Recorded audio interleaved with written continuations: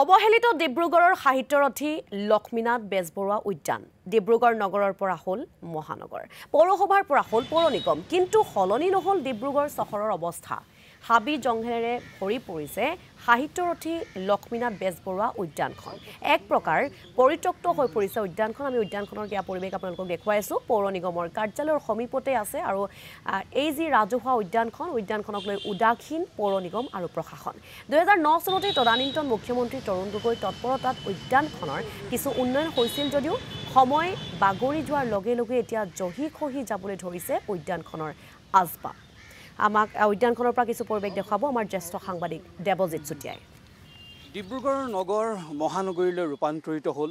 ডিব্ৰুগড় পৌৰসভা পৌৰ নিগমলৈ ৰূপান্তৰিত হ'ল অসমৰ দ্বিতীয়খন মহানগৰত আজি পৰ্যন্ত কিন্তু হৈ নুঠিল এখন উপযুক্ত ৰাজহুৱা উদ্যান যিখন উদ্যানত আপুনি মই সন্ধিয়া বা পুৱাবেলা এপাক আহি মুকলি মনেৰে ফুৰি কিছু সময় অৱসৰ কটাব পাৰোঁ থাকোঁতে ডিব্ৰুগড়ত এখন ৰাজহুৱা উদ্যান আছে যিখন উদ্যানৰ নাম সাহিত্যৰথী লক্ষ্মীনাথ বেজবৰুৱা উদ্যান যিখন উদ্যান পৰিচালনা কৰে ডিব্ৰুগড় পৌৰ নিগমে আৰু বৰ্তমান মই সেই উদ্যানখনতে উপস্থিত আছোঁ আহক আমি চাওঁ আজিৰ তাৰিখত ডিব্ৰুগড়ৰ একমাত্ৰ ৰাজহুৱা উদ্যান সাহিত্যৰথী লক্ষ্মীনাথ বেজবৰুৱা উদ্যানৰ কি অৱস্থাত আছে মোৰ পাছফালে এইখনেই হৈছে সাহিত্যৰথী লক্ষ্মীনাথ বেজবৰুৱা উদ্যান যিখন উদ্যান ডিব্ৰুগড় পৌৰ নিগমে পৰিচালনা কৰে সন্মুখতে মই প্ৰথমে দেখুৱাব বিচাৰিছোঁ এয়া হৈছে জাতিৰ কাণ্ডাৰী সাহিত্যৰথী লক্ষ্মীনাথ বেজবৰুৱাৰ এয়া এক প্ৰতিমূৰ্তি যি প্ৰতিমূৰ্তি বৰ্তমান ভগ্নপ্ৰায় অৱস্থা যাৰ বাবে পৌৰ নিগমে এই প্ৰতিমূৰ্তি এতিয়া বৰ্তমান লোকচক্ষুৰ পৰা ইয়াত ঢাকি ৰাখিছে ইয়াতে লিখা হৈছে সাহিত্যৰথী লক্ষ্মীনাথ বেজবৰুৱা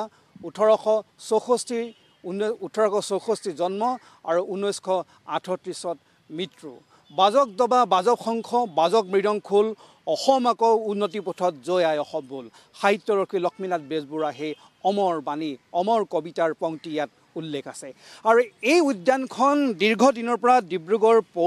প্ৰথমে পৌৰসভা আৰু বৰ্তমান পৌৰ নিগমে পৰিচালনা কৰে আৰু এই উদ্যানখন শেহতীয়াভাৱে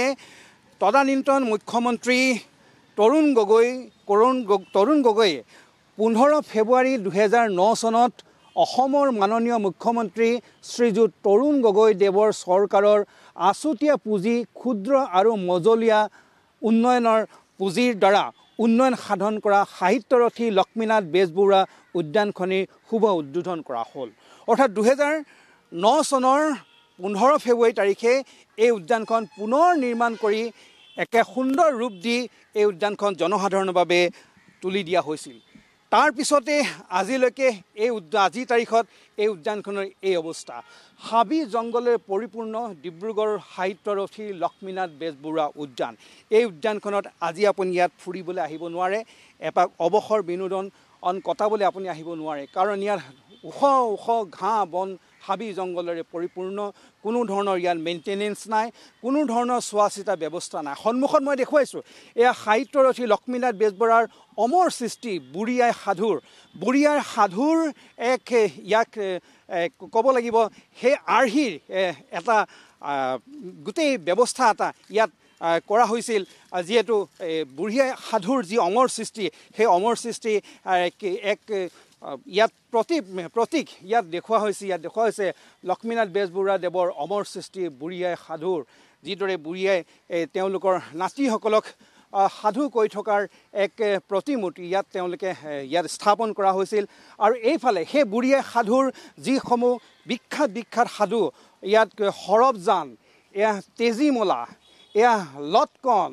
এয়া চম্পাৱতী এয়া বান্দৰ আৰু শিয়াল এয়াৰ কুকুৰীকণা যি বুঢ়ী আই সাধুৰ যি অমৰ যিসমূহ যিবোৰ সাধু সেই সাধুৰ আৰ্হিৰে ইয়াত এটা বিশেষ ব্যৱস্থা ইয়াত কৰি দিয়া হৈছে নিশ্চয়কৈ দেৱজিৎ চুটিয়া আপোনাক এই মুহূৰ্তত আমি ধন্যবাদ জ্ঞাপন কৰিছোঁ উদ্যানখনৰ পৰা কিছু পৰিৱেশ দেখুৱাৰ বাবে